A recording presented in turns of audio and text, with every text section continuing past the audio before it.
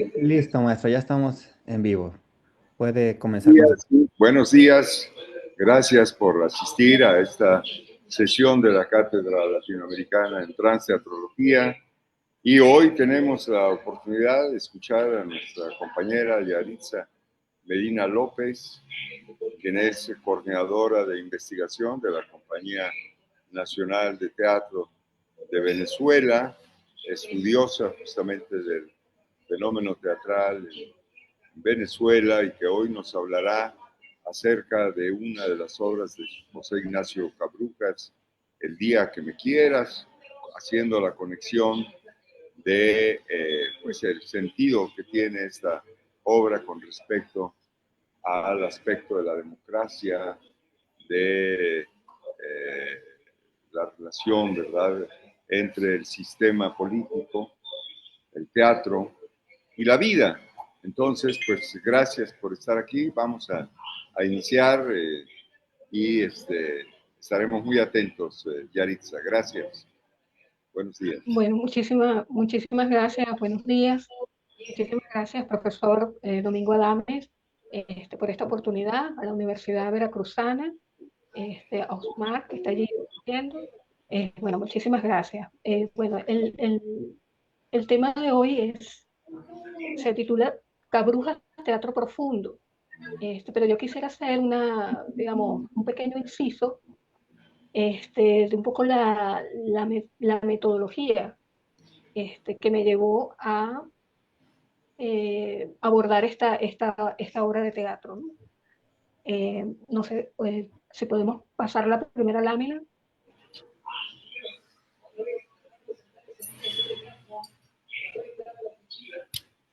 Ahí tenemos la primera lámina. Eh, digamos que es una proposición, un planteamiento de un modelo de sistema teatral para Venezuela, ¿no? Bueno, no sé, aquí no veo muy bien, pero si quieres vamos pasando. Lo vamos a hacer a vuelo de pájaro, porque lo que quiero es que quede el registro de, digamos, una metodología, que la gente la pueda abordar más adelante y que se pueda desarrollar, sobre todo en nuestro país, que sería fabuloso, ¿no? Pasa, vamos pasando. Bueno, ahí están está el sistema, digamos, el sistema teatral, están los subsistemas. Podemos ir leyendo su sistema teatral por su ámbito geográfico, nacional, regional. Ajá, pasa. Sus sistemas teatrales por su público objetivo, adultos, niños. Ajá. Su sistema de organización teatral. Esto, vamos pasando. Su sistema de formación teatral, son las herramientas, bueno, las compañías de teatro, los grupos de teatro y los individuos de teatro, que es digamos, una categoría de nuestro tiempo. Ahí está su sistema de formación teatral, bueno, la primaria, secundaria, el universitario, las escuelas de teatro alternas y los talleres institucionales e independientes. Bien, hacemos. Su sistema de creación teatral, bueno, todo lo que tiene que ver con la parte escénica meramente, dramaturgia, actuación, espectador, dirección, producción, gerencia, diseño teatral, escenotecnia, espacios teatrales. Ajá. Y finalmente sus sistemas de reconocimiento, difusión, políticas y seguridad social. Sus sistemas de reconocimiento teatral, todo lo que tiene que ver con becas, la crítica teatral, sus sistemas de difusión, sus sistemas de políticas públicas y sus sistemas de seguridad social. Esta conferencia va a ser una conferencia tradicional. Generalmente los estudios de teatro venezolano abordan el ámbito de la dramaturgia y dejan, digamos, de lado todas digamos, estos subsistemas que, bueno, trabajan a la par y, bueno, son relegados en cierta forma Y bueno, con este instrumento espero tener, digamos, que podamos tener en el país y en América Latina una visión mucho más completa de la dinámica teatral para su estudio y su análisis, ¿no? Bueno, vamos a empezar con la conferencia. Digamos que Cabrujas, eh, yo lo llamé Cabrujas Teatro Profundo. Esta es una conferencia que aborda el estudio de la obra de teatro El día que me quieras, de Cabrujas, Caracas, 17 de julio de 1937, por la Mar, 21 de octubre de 1995. A través de esta pretende llevar a cabo la revisión del planteamiento de su obra dramática emblemática como renovación del sainete venezolano. Bueno, las palabras claves aquí van a ser cabrujas, teatro, sainete, neosainete, disimulo y franqueza. Un poco la biografía del maestro Cabrujas. Es un dramaturgo, actor, director de teatro, escritor de televisión, considerado uno de los renovadores del género de la telenovela latinoamericana, guionista de cine y radio, destacado columnista de prensa con sus entregas en El País según Cabrujas, director de ópera. Se inició en el teatro como integrante del Teatro Universitario UCB bajo la égida de Nicolás Curiel. Estudió en el Piccolo Teatro de Milano. Perteneció al nuevo grupo en 1967, conformado por lo que se conoce aquí en el país como la Santísima Trinidad del Teatro Venezolano. Profesor de la Escuela de Artes de la UCB y otras instituciones educativas, fundador del Grupo Teatro Profesional de Venezuela, con sede en el Paraíso, Caracas. Algunas de sus obras son Fiesole, o El día que me quiera, que vamos a analizar hoy, Profundo, montada por la Compañía Nacional de Teatro recientemente, El Americano Ilustrado, Acto Cultural, Una Noche Oriental, entre otras. Bueno, vamos a comenzar.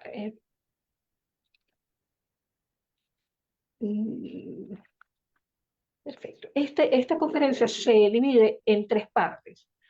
La uno la he titulado Preámbulo a la franqueza. La número dos es en el principio era Guilán. Y la número tres, El día que me quieras. Bueno, vamos a comenzar con el uno, Preámbulo a la franqueza. José Ignacio Cabruja es hijo de José Ramón Cabruja Esteso y Matilde Lofiego de Cabruja, el padre tullero de familia española y la madre caraqueña de familia italiana. Decidió ser escritor en el mismo en que terminó de leer Los Miserables de Víctor Hugo, su maravillosa localidad caraqueña de Catia, testigo de su infancia y tránsito a la adolescencia. No podía parar de llorar, dijo. Debo haber suspirado 67 veces consecutivas. Esta lectura de Miserables se sumaba a otras muy recomendables para los que aspiran a iniciarse en el teatro venezolano, como por ejemplo El Conde de Montecristo de Alejandro Dumas. Ya en la adolescencia también le emocionaría el cine norteamericano, europeo, argentino y principalmente el cine mexicano en su época de oro. El cine mexicano estaba muy influido por la intención nacionalista de izquierda. Recibió todo el imaginario del pueblo que pasa hambre, el terrateniente malvado, la injusticia vista en un sentido atávico y desde luego la revolución. En la transformación del cine mudo al cine sonoro, los cantantes fueron privilegiados y con toda esa tradición, la figura de Pedro Infante, actor y cantante mexicano de la época, simbolizaba para Cabruja la lucha risueña, pícara y sentimental de las desigualdades sociales de clamor latinoamericano, al representar, tras un breve periodo rural como Charro, el drama urbano que nuestro autor concilió para entonces con el discurso comunista. En este tiempo del perejimenismo, 1952-1958, fue perseguido, arrestado y golpeado tras participar en 1954 en una protesta estudiantil del Liceo Fermín Toro contra el régimen dictatorial en las nuevas formas de evaluación del Ministerio de Educación, el régimen de Pérez Jiménez. Eh, un trozo del día que me quieras, personaje de Pipi. Yo te podría decir que soy comunista por la comunidad del manifiesto, por el hígado de Marx y la cabeza de Federico Engels. Pero soy comunista por la declaración de Auracelina Sarabia, cocinera de la pensión Bolívar, donde murió mamá. ¿Y sabes por qué se ahorcó mamá? Porque redujeron el presupuesto del Ministerio de Sanidad y un error en la lista de pensionados. Auracelina me lo dijo, un error en la lista de pensionados y 3 quincenas sin dinero. Murió de vergüenza. Y entonces yo me pregunté, ¿dónde están los incendiarios de esa sagrada mierda?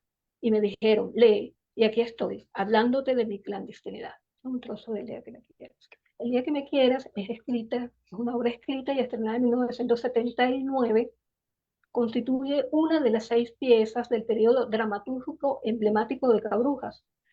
El título de la obra remite a un famoso tango canción de 1934, con letra de Alfredo Lepera, en la música y la voz del legendario payador de tango Carlos Gardel, para la película homónima dirigida por John Reichardt en la Paramount Pictures, con Rosita Moreno y Gardel como protagonistas dentro de la mencionada corriente cantante-actor de los inicios del cine sonoro.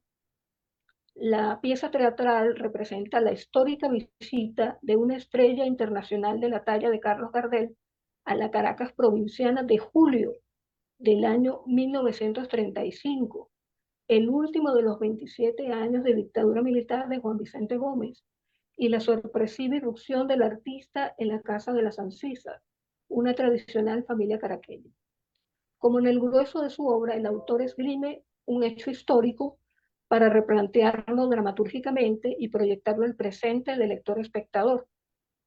Esto como estrategia encausada en este caso por el pensamiento marxista, en el que el arte en general puede y debe intervenir en la historia, revelando su proceso con el fin de procurar una conciencia histórica en la toma de decisiones políticas.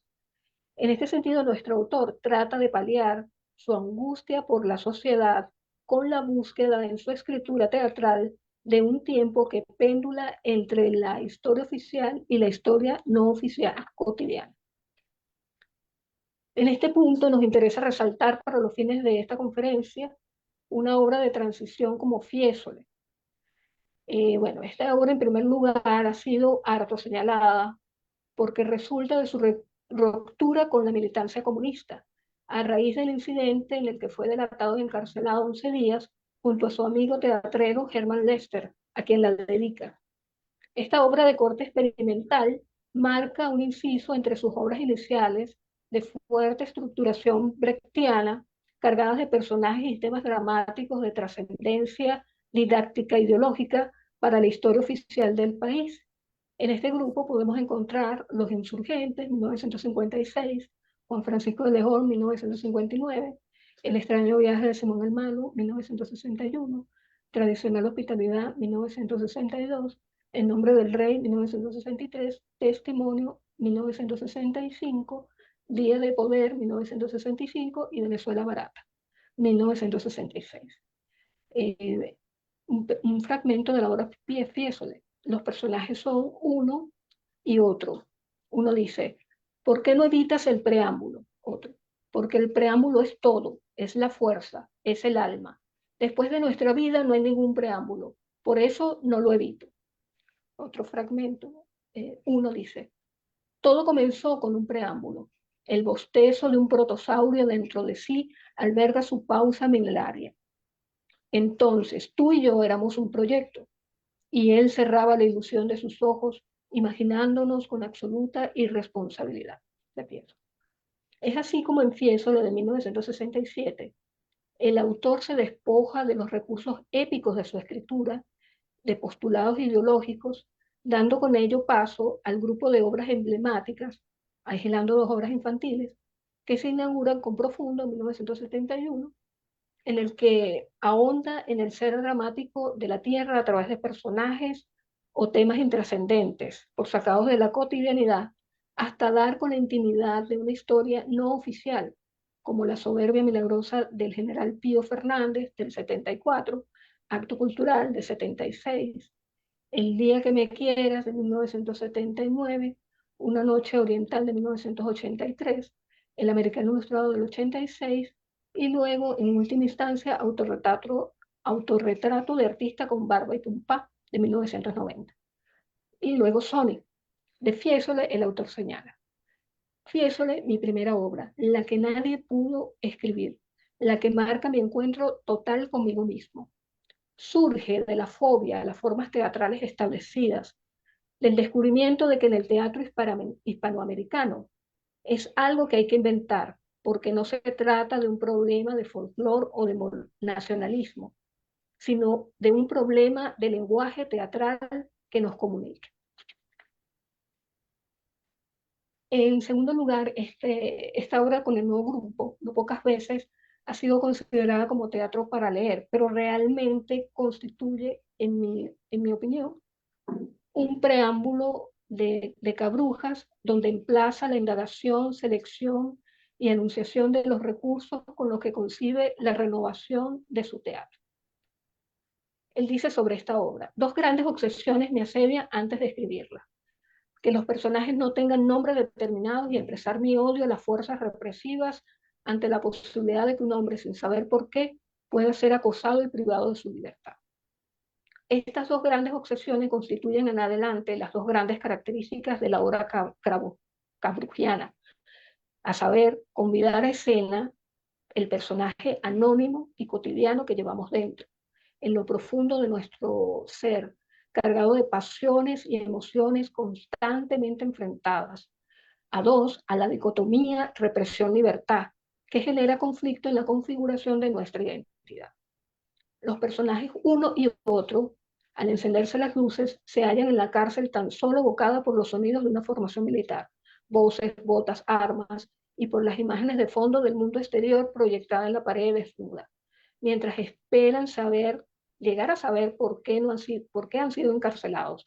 Apelan a la libertad de su imaginación para evadirse mediante actos de palabras que le permite la creación de una ciudad utópica que dan por nombre Fiesole. Este dato es el descubrimiento de una ciudad italiana cercana a Florencia, conocida como la colina del Renacimiento, que nos refiere no solo al movimiento cultural de transición entre la Edad Media y la moderna, que marcó a la humanidad, sino también al procedimiento de reconocer los principios clásicos para actualizarlos. Y eso le simboliza la renovación de la mano de otro que ya no es uno. Primer tiempo, la creación revisada. Uno, pobre tonto, mírate. ¿Por qué necesitas experiencia? Anda, anda, es fácil. Yo te pregunto, ¿cómo es Fiesole? Otro, no sé. Segundo tiempo, placeres. Otro, también Dios, también puedo ser Dios. Mírame, ahora estoy soplando. También puedo ser Dios. Tercer tiempo, viso aperto. Se traduce francamente. Uno, y recordémonos a nosotros mismos, pobres confundidos. Digamos con humildad, esta es nuestra casa, nuestro hogar, nuestras cosas, nuestra vida, nuestras palabras, nuestro silencio, tú y yo. Otro, piedad, piedad, piedad.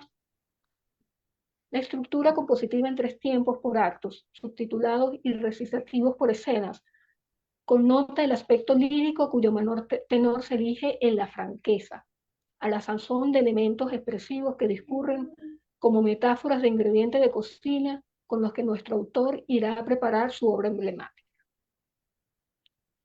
Los ingredientes que conforman toda la obra dramática de este autor son: palabra, silencio. Uno, hay que cuidar las palabras. Importa mucho la manera de expresarse. Mi madre hablaba con frecuencia acerca de esto. Un día le reprochó a mi madre su ausencia de matices cuando hacía el amor. Él le daba importancia a lo auditivo. Ella, por el contrario, creía en el silencio. Entregaba amor obrero, un amor forzudo, como en la faena, en silencio. Pausa. Me repugna pensar en eso. Otro ingrediente de la obra dramática de este autor es del dolor. Una vez me dijeron algo acerca del vientre. Allí comienza toda esta maldita memoria. Entonces, ¿qué idea puede existir? Ninguna, porque no hay dolor. Gesto. Callar. Nuestro futuro es callar. Un día no necesitaremos hablar. Nos entenderemos con signos gramaticales. Interrogación, admiración, puntos suspensivos. Otro ingrediente es el amor. Cuando estés dispuesto a odiar, comenzarás a olvidarte de Fiesole. Ocurrirá cuando odies cada milímetro, cuando no esperes nada, cuando te dé igual cualquier verdad. Humor. Bueno, nadie puede negar la gracia del chiste. Un hombre y un zapato inventaron el humor. Risas, aplausos, saluda. Parodia, otro. Amarillo, amarillo, das lugar a la estúpida función del ojo. Melodrama. Entonces, ¿por qué llora? Entonces nacimos de una lágrima. En un principio era un imbécil que lloraba. Lírica. Un fragmento de la ópera. Bien, en las notas para la representación, el autor apunta que todos estos pasajes cantados en Fiesole corresponden a la ópera El Barbero de Sevilla de Rossini. Esta ópera bufa italiana está basada en la comedia del dramaturgo francés Marchas, quien ubica la acción en un ambiente español. Cabrujas va a realizar en adelante el procedimiento inverso, la zarzuela como estructura compositiva que hace mención de la ópera, y esto se podría ilustrar con mayor franqueza en la zarzuela El Barbero de Sevilla. Si pueden conseguirla en internet, está completa. El Barbero de Sevilla, la zarzuela. De esta manera, la obra cabrujiana navega por un pasado de vena hispana que se remonta en su origen al teatro barroco español y a su evolución, para asistir al encuentro de los nexos que destaca la historia de su bisabuela paterna, actriz completista española de la tradición familiar esteso, quien va a legar al padre, sastro de oficio, la afición por el teatro, hasta el punto de emplearse siendo joven, como actor figurante de alguna compañía española de paso por el país, y que luego, como ha sido espectador, dará cuenta al hijo, en la sobremesa del hogar, de la experiencia de un género chico, el sainete. Y con esto llegamos al planteamiento medular de esta conferencia, que en sus partes 2 y 3 caminará de la mano principalmente de estudiosos venezolanos como Carlos Salas, José de la Cruz Rojas Uzcategui y Alvalía Barrios, y bajo los lineamientos para el apartado 2 de Blas Raúl Gallo y para el apartado 3 la metodología de Osvaldo Pelletieri, ambos estudiosos argentinos. Si quiere damos un, digamos, unos pequeños comentarios, o sí. Continúa, Yaritza, si quieres. Perfecto. Bueno, en la parte 2, en el principio araguena, aquí vamos a hablar del sainete. El sainete es una pieza corta, dialogada, de carácter cómico satírico, que representa los tipos populares de la localidad en su cotidianidad y costumbres. Con inclusión o no de canto y baile, se sostiene en la brevedad, dado que en principio se solía representar durante los entreactos o final de actos de las piezas grandes, por lo que resulta una variante en la familia de los intermedios teatrales. La palabra deriva de un vocablo gastronómico que conforman los términos saín, que significa manteca, aceite o cebo animal recogido de la casta, unido al sufijo diminutivo ete. Por tanto, saete se define como bocadillo o como aderezo, tal como es señalado en el Coro Minas, 1987, páginas 520. Bocadillo gordo con que se ceba a las aves, 1385. De donde bocadillo gustoso al paladar, salsa para dar buen sabor, y luego piezas o cosas para acompañar la representación principal. Es el pequeño bocadillo o aderezo que se sirve entre los platos teatrales fuertes, actos, y tiene sus antecedentes en toda una tradición de subgéneros teatrales breves, en los que se vinieron a destacar los representantes del teatro del siglo de oro español, a través del precursor de esta modalidad, Lope de Rueda, y el surgimiento de la novela picaresca. Bien, vamos a un trozo de un paso, Alameda. A la sepultura me envía y comen allá, señor Diego Sánchez, la carátula de Lope de Rueda. Vamos a adelantar porque esto. Okay. otro pedazo, las aceitunas de Lope de Rueda. Tenga yo una muestra de ellas, Toribio. Válgame Dios, Señor, vuestra merced no me quiere entender. Hoy yo he plantado un renuevo de aceitunas y dice mi mujer que de aquí a 6 o 7 años llevará 4 o 5 hanegas de aceituna, que ella la cogería y que yo la acarrease y la muchacha la vendiese y que a fuerza de derecho habría de pedir a 2 reales por cada celemín. Yo no, yo que no y ella que sí. Y sobre esto ha sido la cuestión de las aceitunas. Bien.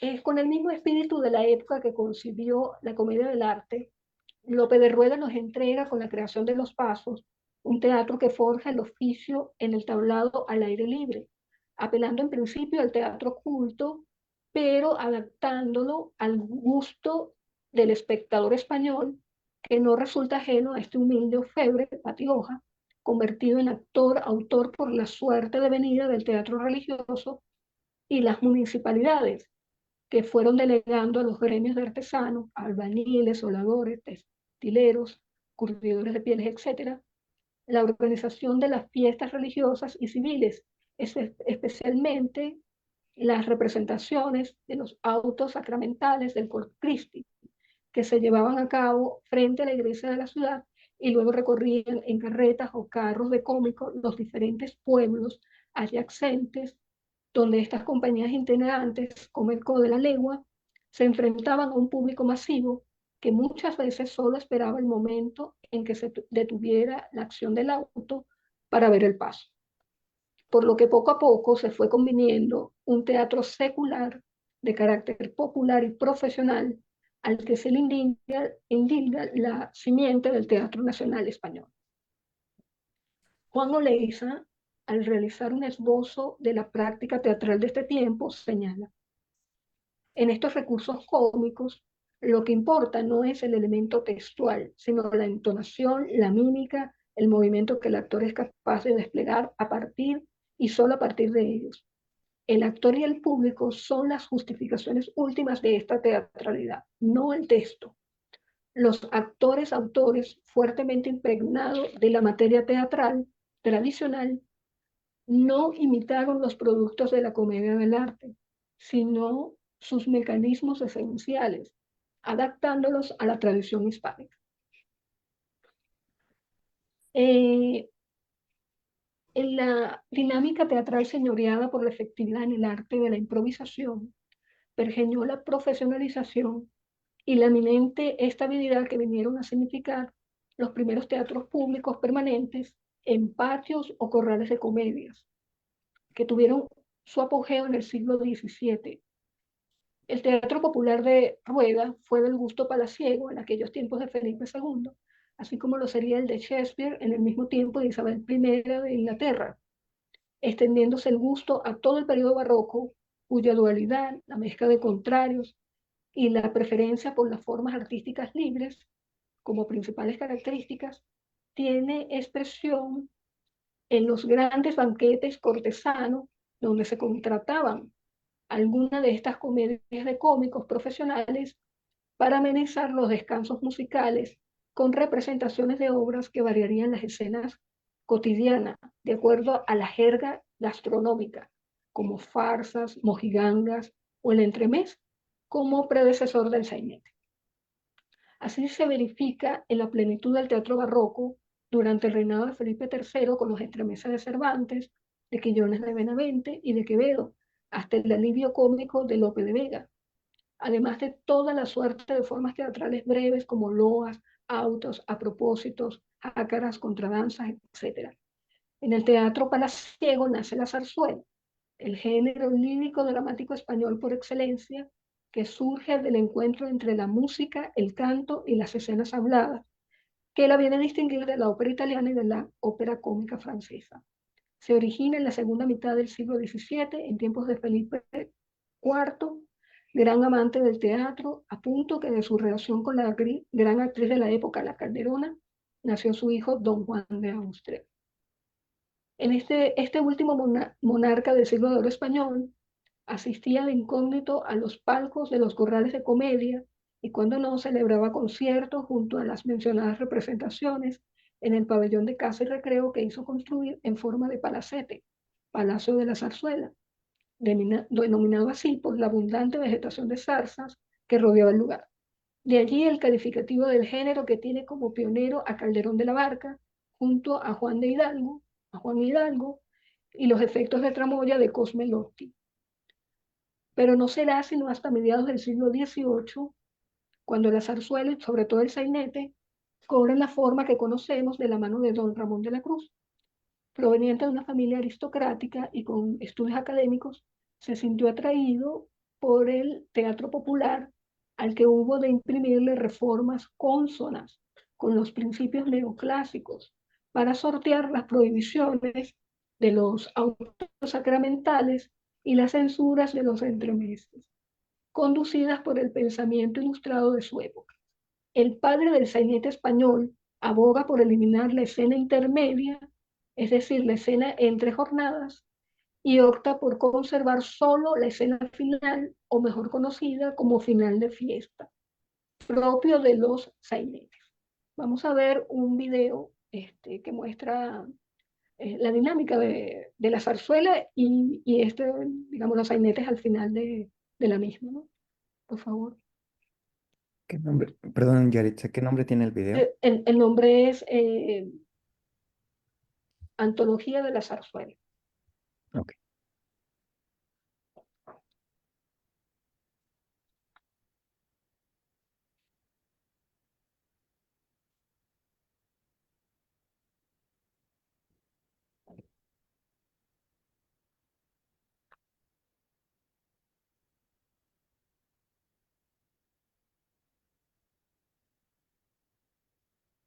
¿No lo consigo? Sí, en un momento ya lo tengo.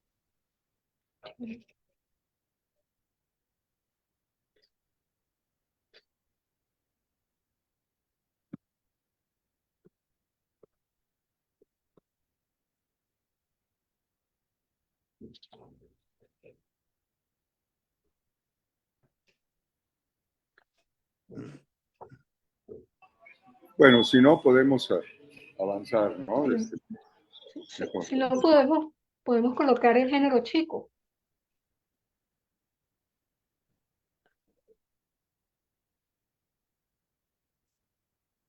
No lo consigo.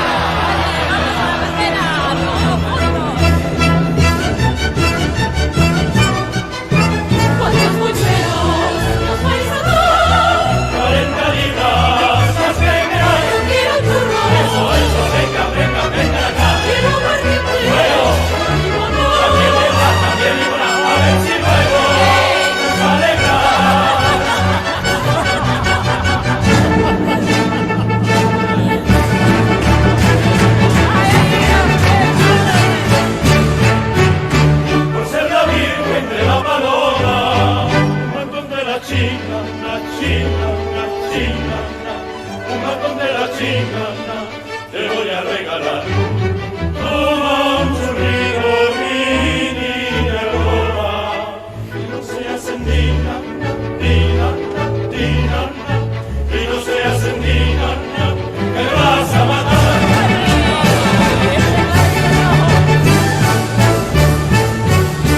Por ser la virgen de la paloma, un cantón de la chinanda, un cantón de la chinanda, me vas a regalar. Te voy a regalar. Lindo el regalo, si no es de broma, y te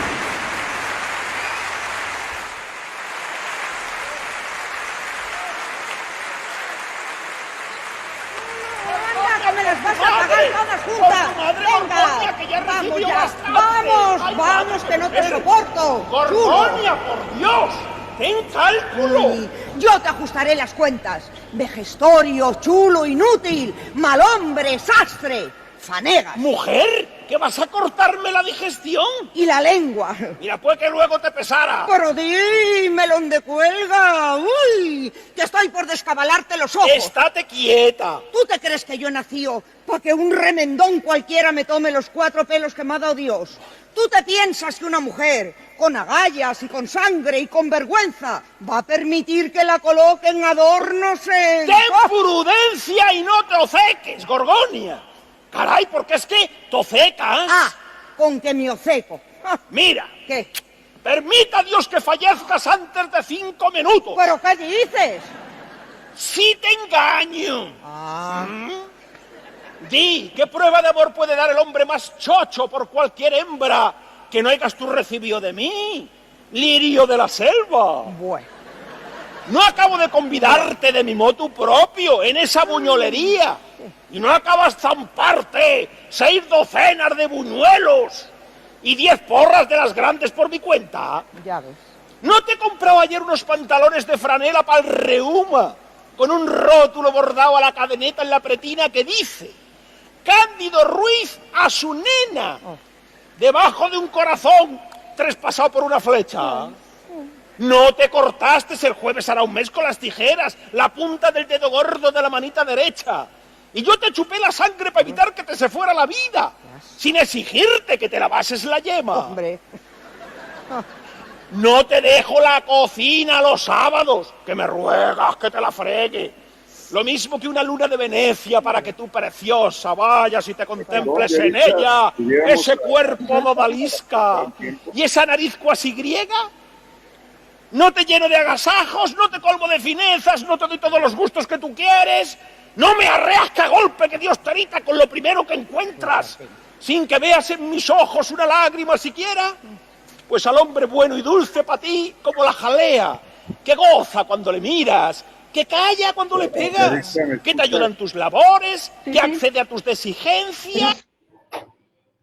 De ahí se puede ver Pudiéramos ir el concluyendo. planteamiento del final de fiesta y luego entonces el sainete al final de la zarzuela, ¿no?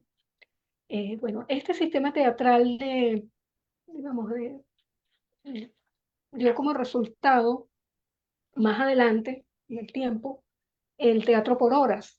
Bueno, eran obras ya de un solo acto de 45 minutos, ya para la clase popular. Tengo un video sobre eso, pero bueno, vamos a obviarlo, porque bueno, también está muy lento digamos, la velocidad de los videos. Bueno, este sistema teatral del teatro por horas emerge en el año de la Septembrina o Revolución Gloriosa, que va a reflejar principalmente a la pequeña burguesía española en relación a las clases populares, incorporando al género chico el último bastión del romanticismo, el melodrama, y pisando suelo americano en medio de no pocas agitaciones. En el caso venezolano, dicho sistema teatral se asienta de manera tardía en relación a otros países del continente, pues ese mismo año de 1868 se produce la Revolución Azul, liderada por el ala conservadora, cuando apenas en el año 63 esta había sellado un pacto con el ala liberal denominado Tratado de Coche, con el que ambos bandos habían puesto fin a la Guerra de los 5 años, mejor conocida como la Guerra Federal, la más larga después de la Guerra de Independencia. Los valores que impulsaron la gesta de la generación independentista se fueron desvirtuando tras la disolución de la Gran Colombia en 1830, por la ambición de los caudillos militares y civiles sobrevivientes de la otrora gloria, que en recompensa se habían repartido el territorio y que se sentían cada uno con derecho a ejercer el poder político. Por este motivo, sucesivos alzamientos y guerras civiles asolaron el país durante por lo menos 40 años, llevando muerte, pestes, miseria y hambre a una población agotada que en muchos casos se plegaba indiferentemente a un bando u otro con tal de no resultar odiosa al caudillo de turno, extraviándose el heroísmo en el halago y en su defecto en el disimulo. Fueron tiempos convulsos en los que, sin embargo, encontramos en la intimidad de las casas caraqueñas algunos patios de comedias y corrales principales como el Salón Apolo, el Teatro Unión, antiguo Teatro de Maderero, remodelado en 1866 con el nombre de la Zarzuela para competir con un edificio teatral ad hoc de importante trayectoria para esta conferencia, que es el Teatro Caracas, que tuvo vida entre 1854 y 1920. Al respecto, Florinda Pérez Minas refiere el dato de una reseña publicada en El Tiempo en 1898, donde el general Manuel Landaeta Rosales señala que en Caracas funcionaron 41 de estos teatrillos entre 1835 y 1898. A la par encontramos corralones permanentes ubicados en las principales zonas portuarias del país, como La Guaira, Puerto Cabello, La Vela de Coro, Carúpano, Maracaibo, Cumaná, Ciudad Bolívar, y se estima, en atención a la tradición colonial, la proliferación de algunos de estos recintos teatrales a lo largo y ancho del territorio, funcionando de manera discontinua. Con la Revolución Amarilla o Liberal, también llamada la Revolución de Abril de 1870, asciende al poder Antonio Guzmán Blanco. Una obra de Cabrujas llamada El Americano Ilustrado, voy a leer un pequeño fragmento, tiene como protagonista a Guzmán. Procedamos con cierta dignidad, doctor Landel, como si nos pareciéramos a algo. Arístides, haré el intento, señor presidente. Guzmán Blanco había salido de Venezuela en calidad de refugiado a Curazao y desde allí conspira contra el presidente José Ruperto Monagas y entra al país y triunfa la Federación el 27 de abril de 1870, produciendo la celebración en un acto solemne en el Teatro Caracas. Su gobierno fue personalista, de aparente constitucionalidad, y duró casi 2 décadas. El sexenio, 1870-1877, el quinquenio, 1879-1884, y el bienio o aclamación, 1886-1888. En este se le indicó el título de ilustre americano, pero al principio heredó las consecuencias de la Guerra Federal, un país devastado, con instabilidad política y social, con daños a los sectores agrícolas y ganaderos. Por tanto, erigió un programa de modernidad liberal llevado por la corriente positivista en pro del progreso y la civilización. Y para ello pactó en lo interno, coalicionando los caudillos liberales y también gracias a ellos centralizando el Estado y consiguiendo una relativa pacificación del país. Asimismo, hizo con las casas comerciales. Y por último, literalmente embargó en empréstitos de financiación externa, principalmente en Francia e Inglaterra, recibiendo grandes sumas de dinero que excedían las capacidades fiscales del Estado. Otro fragmento de la obra de Cabrujas, El Americano Ilustrado, Guzmán. Una atrocidad. A mi modo de ver, estamos a punto de configurar un gran ridículo planetario desde la caída del Imperio Azteca, querido Lander. Una guerra de cobradores. Olvidé decirle que el señor Machilin estuvo a punto de decomisar mi botella de Courvoisier 1830 como parte del pago de la deuda externa. Llegamos al zaguán de la historia. Para hablarle con el corazón en la mano, ni siquiera sé cuánto debemos. Los empréstitos permitieron a Guzmán dotar al país de una infraestructura moderna a través de la creación de la Junta de Créditos o luego sistema de juntas de fomento, promoviendo la construcción de vías férreas y puertos que facilitaron el comercio. Así también hizo hospitales, cementerios, centros académicos, avenidas, plazas, edificios públicos como el Capitolio y teatro en las principales ciudades del país, destacando en 1888 el Teatro Guzmán Blanco, luego llamado Teatro Municipal de Caracas. De manera que al Teatro Caracas, que ya mencionamos arriba, acude a ver sainetes el pueblo, que no puede pagar una entrada de las funciones de óperas y zarzuelas en el municipal, donde se expresa con mayor garbo el afrancesamiento del país, que se traduce en la adopción de costumbres, modas y estilos de vidas propias de la cultura francesa, a la que Guzmán exalta como paradigma de civilización. Esta situación encontró resistencia en un grupo de intelectuales jóvenes que veían como un desdén a las tradiciones nacionales y, entre otras, la mayor respuesta de esta generación de costumbristas fue lo que se conoce como la delpiniada, un acto bufo celebrado en 1885 en el Teatro Caracas en honor a un poeta desquiciado que, bajo engaño, llenaron de adulaciones como era propenso a estar el propio Guzmán Blanco con sus adeptos. En este periodo emerge el teatro costumbrista, expresado en el sainete como comedia-drama de costumbres y representado por Nicolás Boré Peraza, Vicente Fortul, José Antonio Herrero Bellucci, Carlos Ruiz Chapellín, entre otros.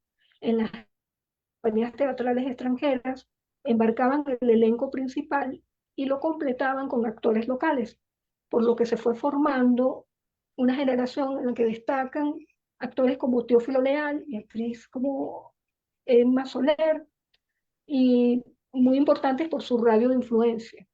Pero también figuran actores como Luis Delgado, Matilde Moreno, Guillermo Bolívar, Prudencia Grefel, Guillermo Fernández de Ercila, Jesús Izquierdo, entre otros.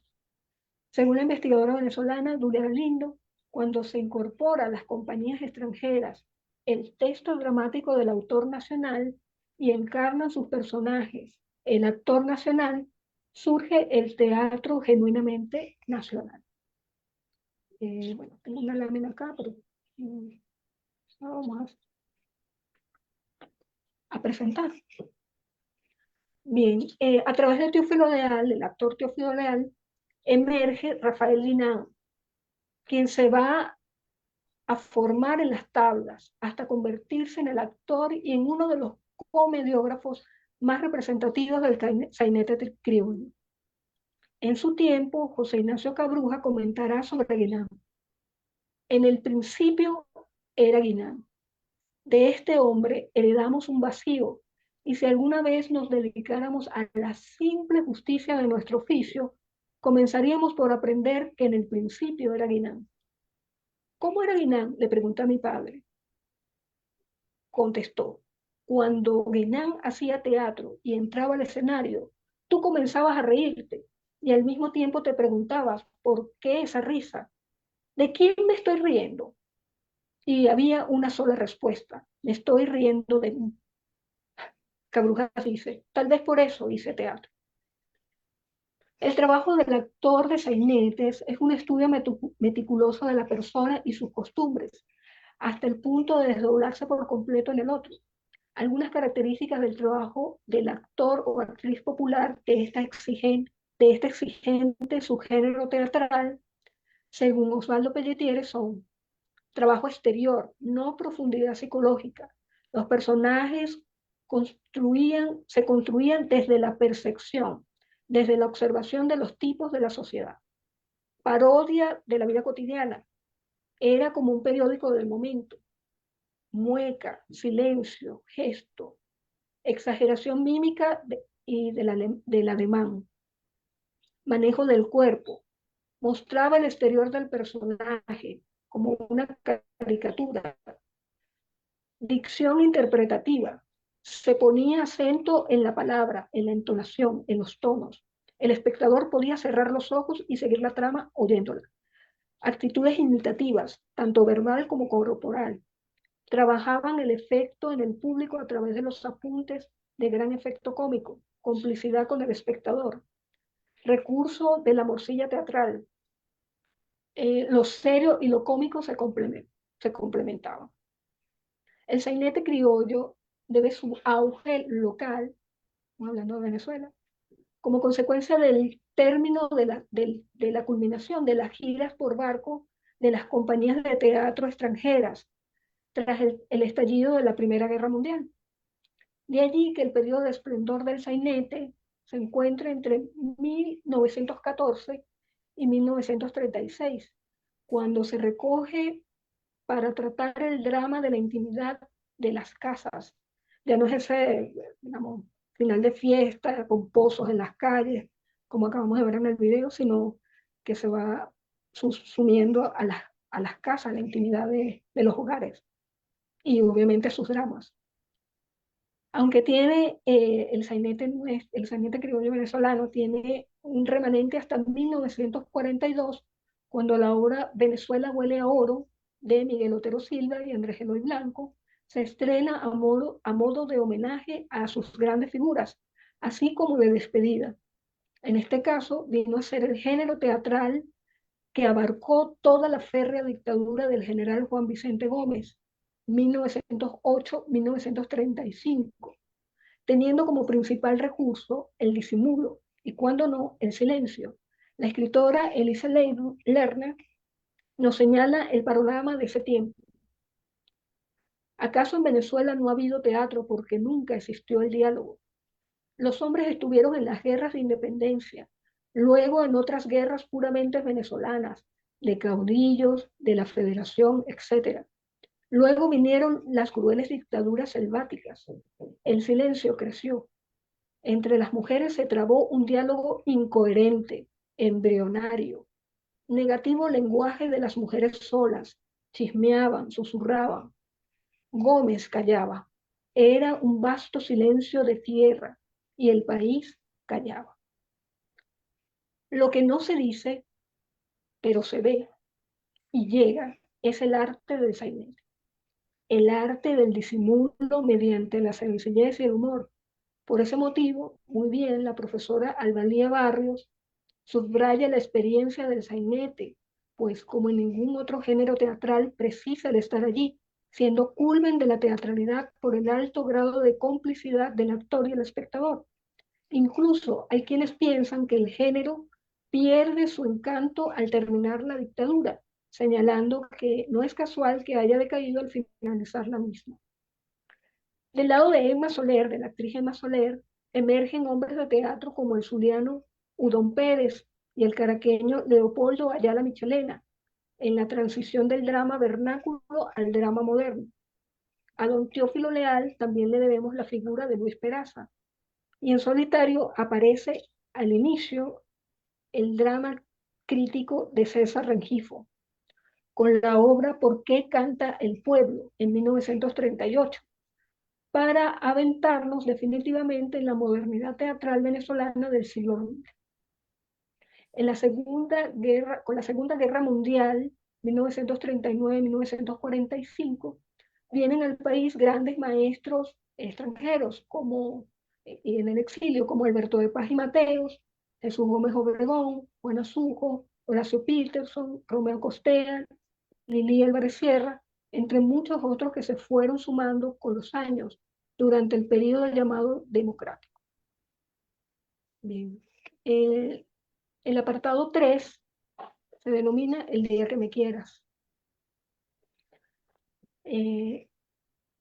La pregunta, digamos, inicial de este apartado es un poquito ya la reflexión de por qué, digamos, si el sainete se desarrolló en tiempos de dictadura, ¿cómo se podría hacer un sainete en democracia? Y yo creo que esa fue la pregunta que se hizo Cabruja. Entonces, pero ¿cómo se podría hacer un sainete en democracia? Bueno, si el recurso de los actores, autores del sainete vernáculo, se dio en el tiempo de dictadura, fue tratar la realidad de afuera hacia adentro, digamos, de manera objetiva y en un contexto cerrado, es decir, lo que no se puede decir. La estrategia cabrujiana para crear el sainete de su tiempo es tratar la realidad de adentro hacia afuera, de manera subjetiva y en un contexto abierto, decir lo que se tiene que decir, revelarse.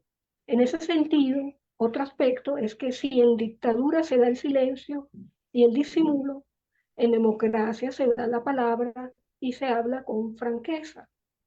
En el libro José Ignacio Cabruja y su teatro, 2012, El compilador, profesor Leonardo Asparri, apunta sobre la obra Una noche oriental, otra obra de Cabruja posterior a la que estamos analizando. Eh, el profesor señala, José Ignacio Cabrujas prefería recordar con esta obra, Una noche oriental, que se cumplían 25 años de la caída de la dictadura de Marcos Pérez Jiménez y del inicio del periodo democrático, página 235 de ese libro. Y se pregunta el profesor, ¿será porque consideró que el cambio histórico no cambió nada? No cambió en nada los venezolanos, a pesar de lo ocurrido en el país los siguientes 30 años, página 236. Bueno, es muy conocida la entrevista El estado del disimulo que le hicieron a Cabrujas en 1987 los editores de la revista Estado y Reforma de la entonces Comisión Presidencial para la Reforma del Estado, COPRE, y entre otras preguntas le hacen esta.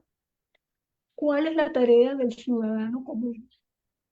Y Cabrujas responde, la gran pelea es asumir la democracia, sincerarla. El investigador español Javier Moscoso, especializado en la historia de las emociones, señala que vivimos una época de promesas rotas. Las promesas que impulsaron los estados nacionales, como el principio de representatividad o el bienestar social,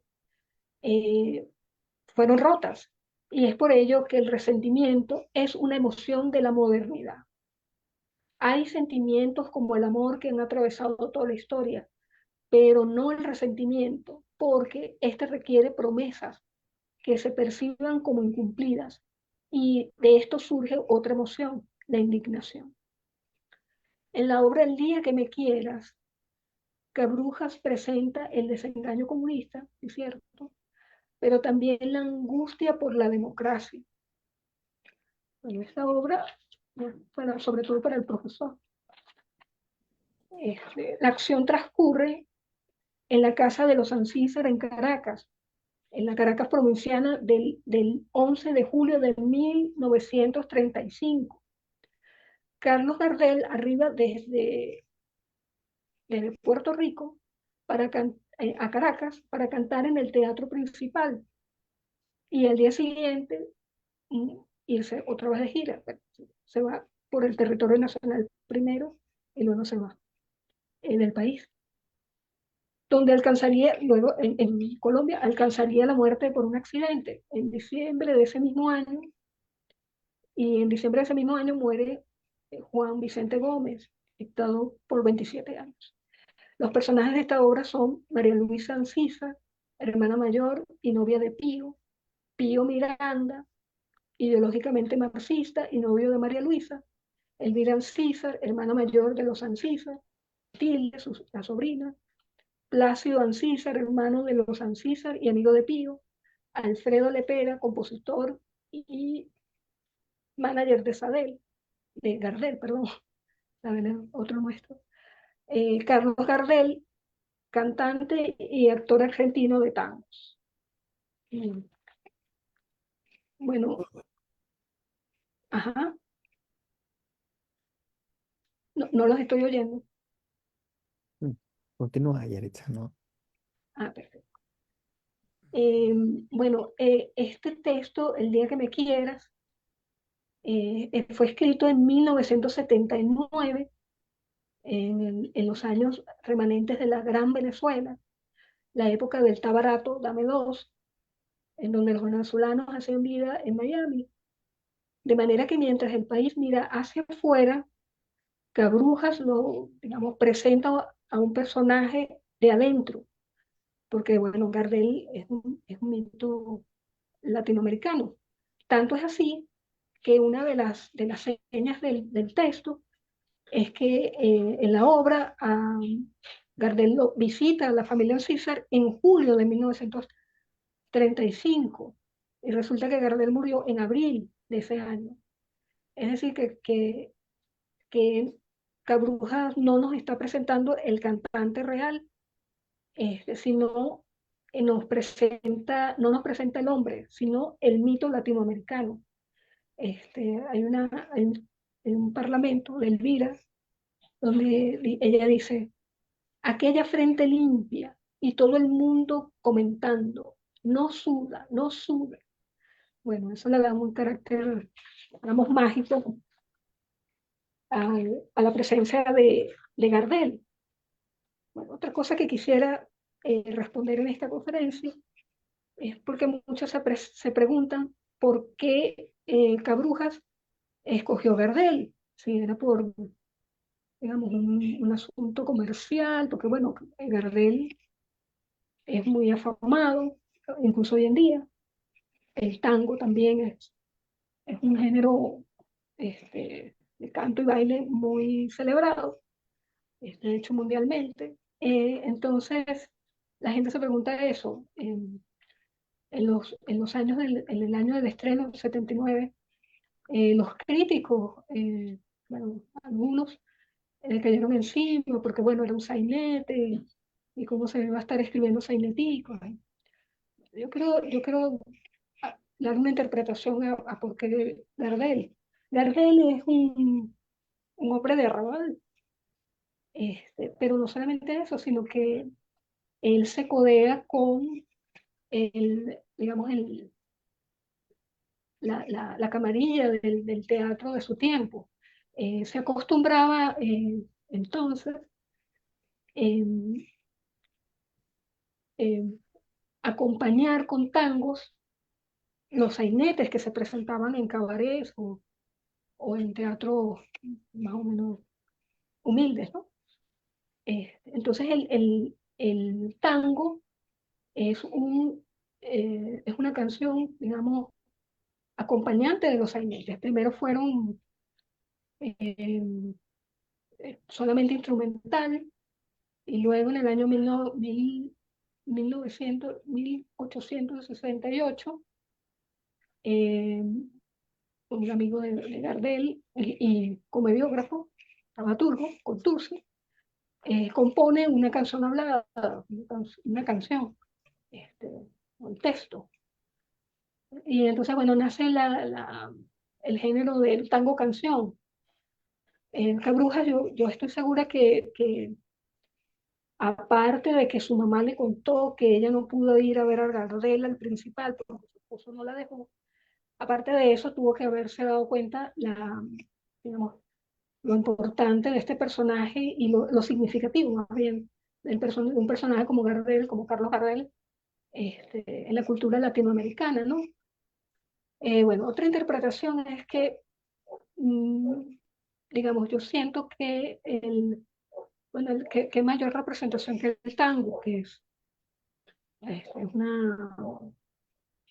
una música, digamos, que viene de la habanera, cubana y española, y digamos, esa mezcla allí de ritmos y todo esto, bueno, también es muy latinoamericano, y Cabrujas era un musicólogo, un amante de la ópera y de la música en general, y bueno, un gran intelectual que comprendía todas digamos, las pasiones de la gente.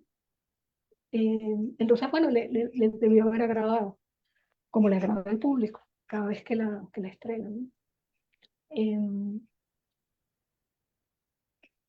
No sé si aquí podemos ir este, haciendo comentarios, alguna pregunta.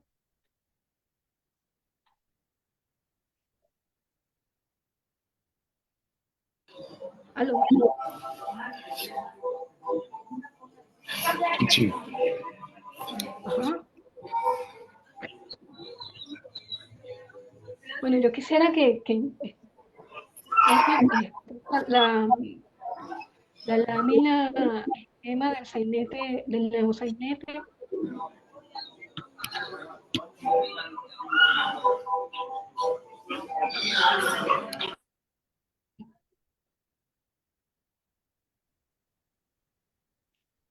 ¿No se escucha? No. Perdón, Yaritza, ¿cómo me dijiste? Ajá, la lámina del esquema del neosainete cabrujiano. Ok.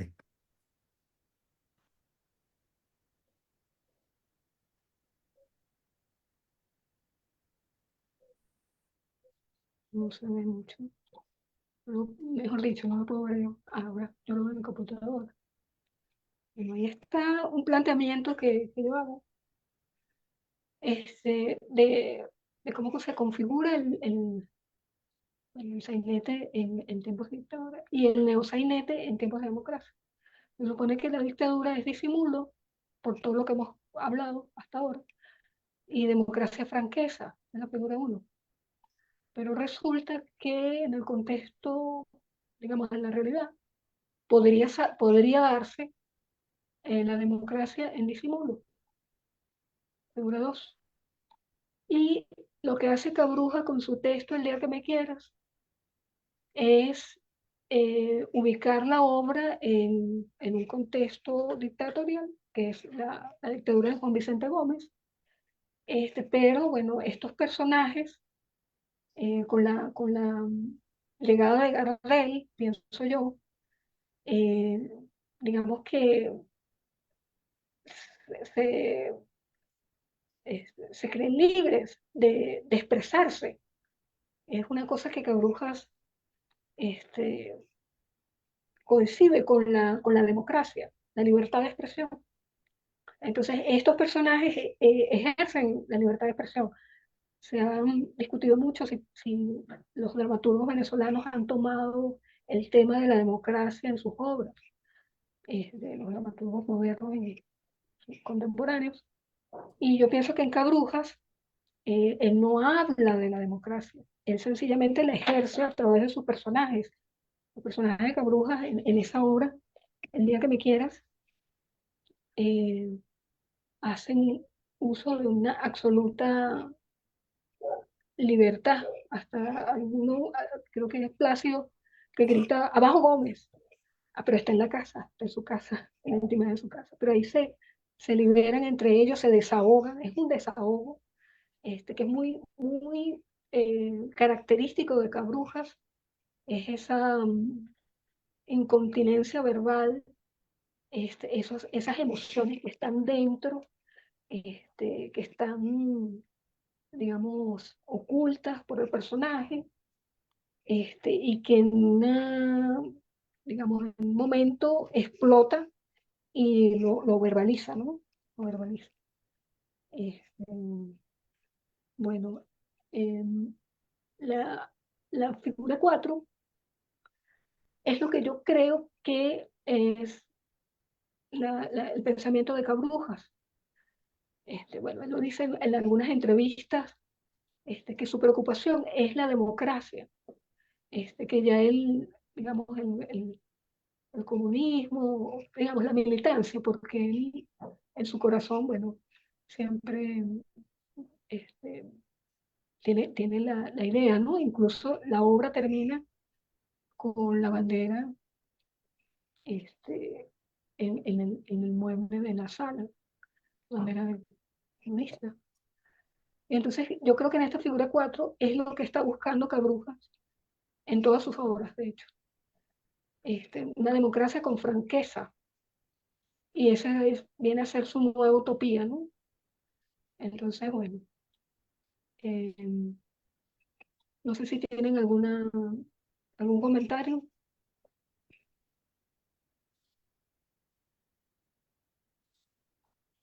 Bueno, gracias, Yaritza. Yo creo que seguramente sí habrá comentarios. A ver, mi querido Gabriel, ¿quisieras tú iniciar? Bueno, Yadira es tu nombre, es que no, Yarixa. perdón, Yarixa. Yaritza. Ajá. Muy complacido con tu charla. Me alegro mucho de haberte escuchado, pese a que tengo un compromiso pues de urgencia de terminar una ponencia que se titula Del barroco al neobarroco. Si yo tuviera la oportunidad, yo diría, desisto de esa ponencia, te invito a ti a que la presentes, porque todo lo que has hecho en una magnífica exposición es transitar del barroco al neobarroco, al neobarroco criollo, al neobarroco americano. Y pues me admira ante todo esa universalidad del talento venezolano, condensada en, en José Ignacio Cabrujas, como la has Cabrón. presentado, hijo de española o descendiente de española y a la vez de italiano. Tú lo has mostrado como aquel que realiza una alquimia y una síntesis de esas tradiciones, tanto italiana, el barbero de Semilla de Sevilla, como española, la zarzuela, el sainete, y las coloca a ras de piso en la transformación del drama en sainete y aún más en el melodrama, que dijéramos sería para otra sesión, cómo se pasa del sainete al melodrama. No, felicitaciones por eso, me asombra, me llena de miles de inquietudes y de pensamientos. Por ejemplo, esto con lo cual terminas de la transformación del silencio en palabra como fundamento de la democracia. Y en esto, pues quiero introducir un concepto que he elaborado alrededor de lo que es el tránsito de la emoción a la emoción. La emoción es aquello que no logra salir dentro de uno, que no es expresable, que no puede decirse por constricciones tanto externas, con dictadura, autoritarismo, como internas, la represión propia. ¿Cómo se transita de esas emociones tragadas o estragadas, inexpresables, internas, que constituyen un barullo interno tremendo, a la expresión en el teatro? Me parece formidable, me parece formidable. Solo tendría una pregunta. Eh, Tú dices que en algún momento Callejas, que pues fue de una convicción comunista muy profunda, desistió de seguir en el Partido Comunista. Me interesaría mucho esa etapa final, la coda de la vida, porque además el final de la vida en cada uno dice mucho del destino total de un individuo. Tú has llegado hasta 1979, pero según veo, él murió mucho más allá, en 1700. En el 1995. Bueno, me gustaría mucho que brevemente, o pues bueno, por mí, con toda la extensión que pudieras, pero por el tiempo que expusieras un poco, cómo fue ese ir más allá Bueno, de 1979 de Gardel, y de esa convicción de que la democracia debe sustentarse en la palabra plena, como diría Lacan, al momento de su muerte.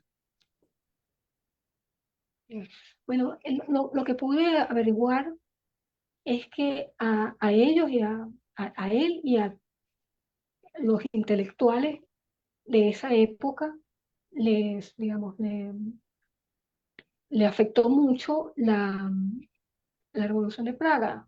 la- Ah, este, claro. Uf, claro.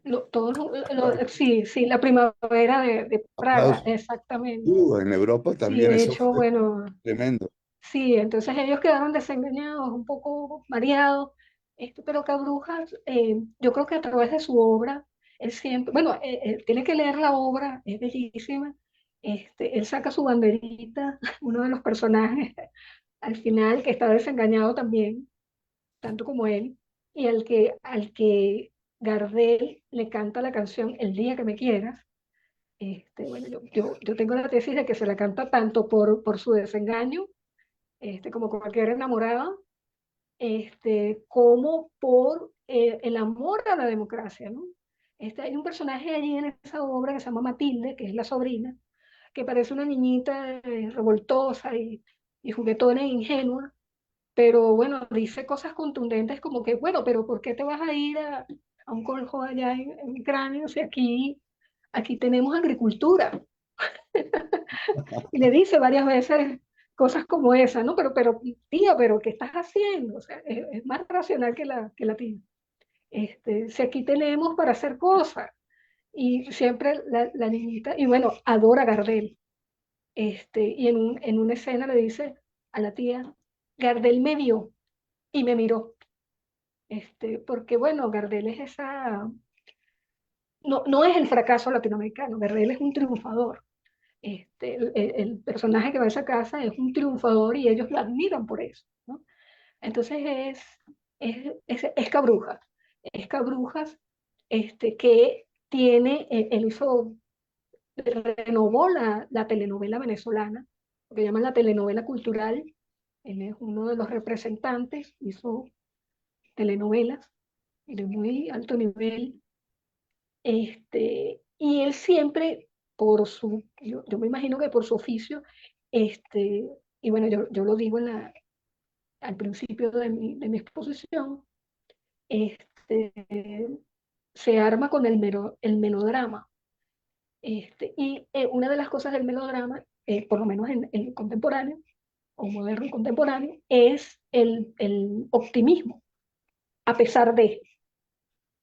Entonces Cabruja es así, es un desengaño, es una guayabo, pero bueno, vamos a seguir adelante y más que seguir adelante, es bueno, tú me dices que tengo libertad de expresión, entonces bueno, él escribió durante muchísimos años artículos de prensa, que están recogidos en un libro que se llama El país según Cabrujas.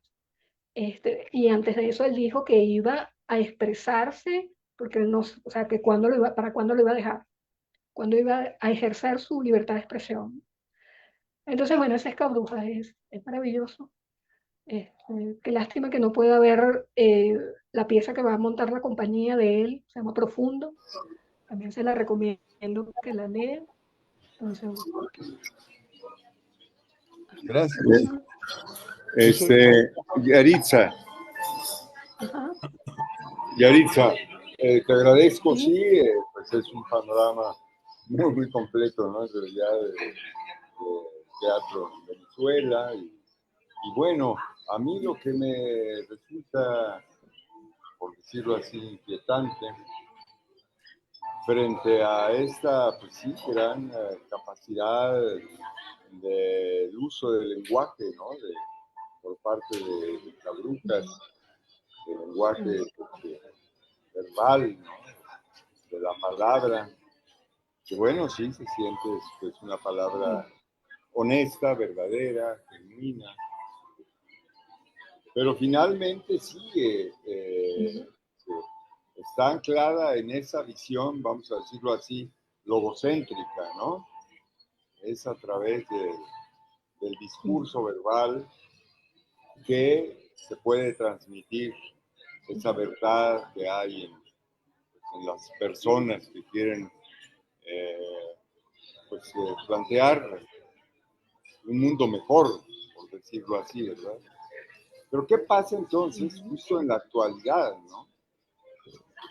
O sea, en este momento en el cual la palabra en el teatro no es que haya perdido su fuerza, su presencia, pero el performance, ¿no? Como lo decía Claudia el mes pasado, perdón, la performatividad, se ha ganado también un gran lugar, ¿no? En la escena contemporánea para decir, más que hablar con la palabra, hablo con las acciones, con el cuerpo.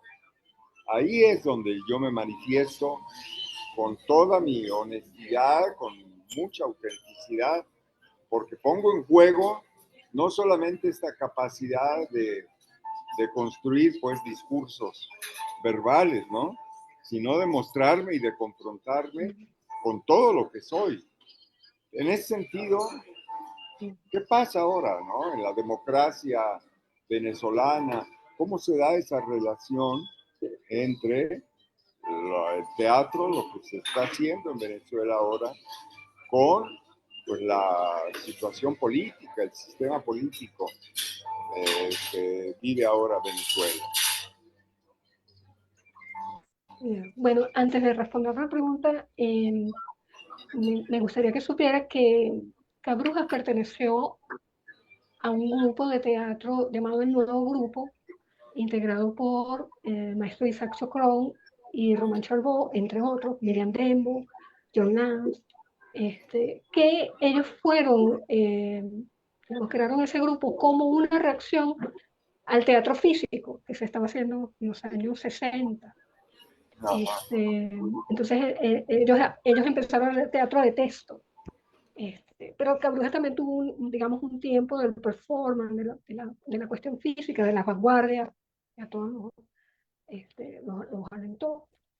Y bueno, en cuanto a la contemporaneidad, yo digamos que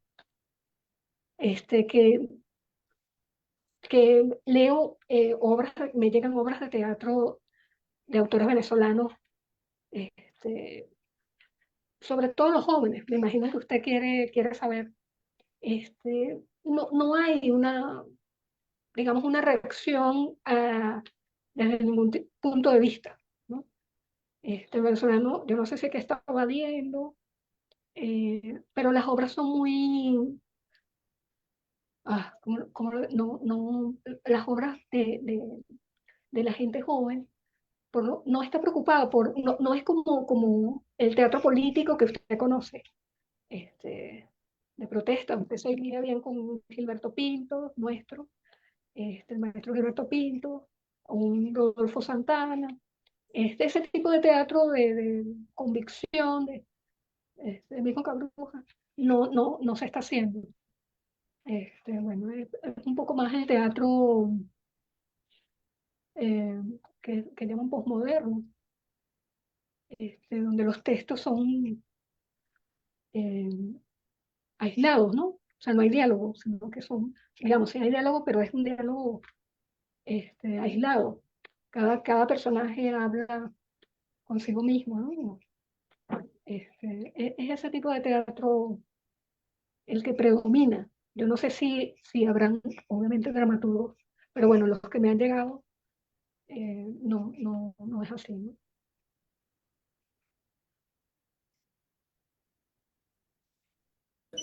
No, bueno, a mí lo que me interesa es ver esa relación, ¿no? Si efectivamente hay un momento en el cual la sociedad se encuentra en determinado tipo de sistema, ¿no? Social, político, y hay un teatro que corresponde a ese sistema y otro que pues está confrontándolo.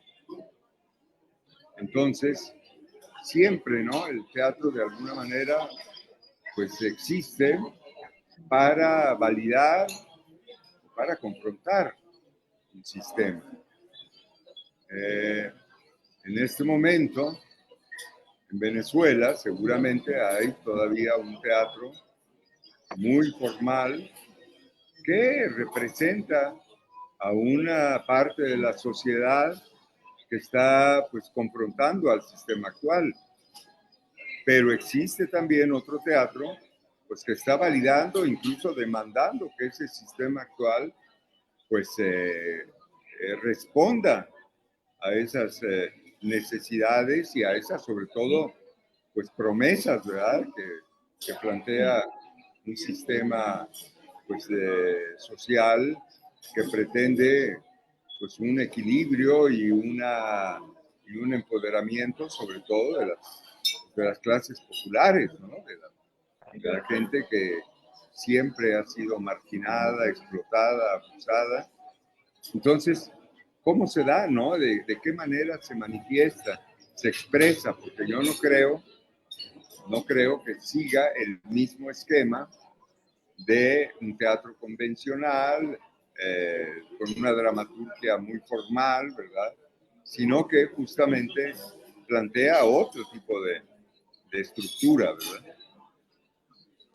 Sí, bueno, en el caso de la dramaturgia, digamos que sí que es una de las, digamos, de las cualidades que le he visto a la dramaturgia venezolana, que me ha llegado, como le digo. No es toda la dramaturgia, pero bueno, mi experiencia es una dramaturgia pesimista, eso sí. Usted no va a encontrar, a menos que sea una comedia, pero siempre es pesimista también, desde todos los puntos de vista, ¿no? Y bueno, yo no sé si se ve, si se notó mi planteamiento al entregar una herramienta de análisis del sistema teatral venezolano,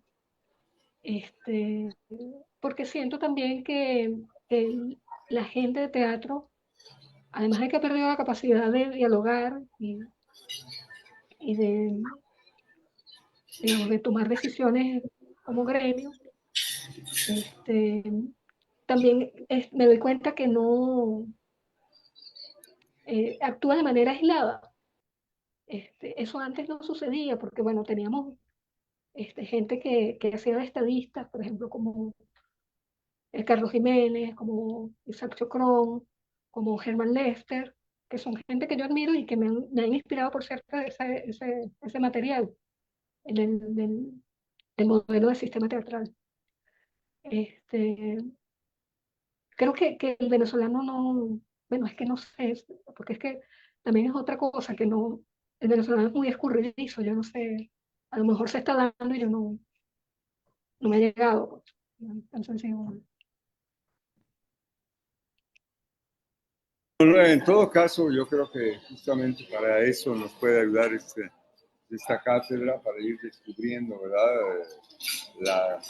Toda esa, digamos, entramado, ¿no?, que se está generando en la situación actual de Venezuela y que seguramente pues está ya produciendo una forma de expresión teatral que corresponda a este momento, ¿no? Como se está dando pues en general, yo creo, en toda América Latina y en el mundo, porque no es, o sea, finalmente, sí, o sea, la expresión teatral, la expresión escénica, pues es propia de todas las culturas, ¿no? No le pertenece nada más a una cultura. Y siempre en ese sentido está, pues a veces incluso adelantándose, ¿no?, a las formas de organización social, a las ideas que dominan, ¿no?, en un determinado momento, ¿no?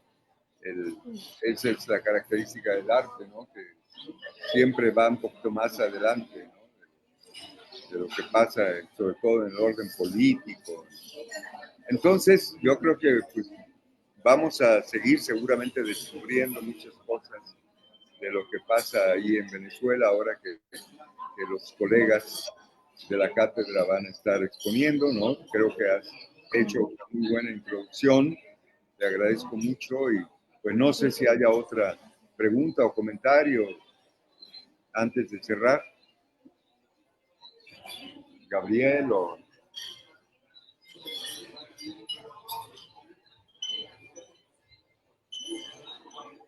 Adelante, Buenas Magali. tardes, profe, ¿cómo están? Hola, hola. Bueno, quiero agradecer a Yarixa por ese hermoso trabajo que nos presentó hoy, hablar de nuestro teatro venezolano, dar a conocer al maestro Cabruja, sus obras, su aproximación a esa teatralidad que de una u otra forma nos identifica del quehacer y el hacer del teatro venezolano. Es importantísimo, es uno de los íconos de nuestro teatro y es por ello que quiero agradecer ese hermoso trabajo que ha hecho Yarixa. Gracias, gracias, Alemana, gracias. Muy bien, muchas gracias. Sí, qué gusto verte, ¿eh? Bueno, pues, no, Igual. sí, pues no sé, entonces vamos a cerrar aquí, ¿no?, la charla, la sesión de hoy. Muchísimas gracias, Yaritza, gracias Gracias a usted, a profe. todos los que nos acompañaron, ¿verdad? Y nos veremos en el próximo mes. Así es. Gracias.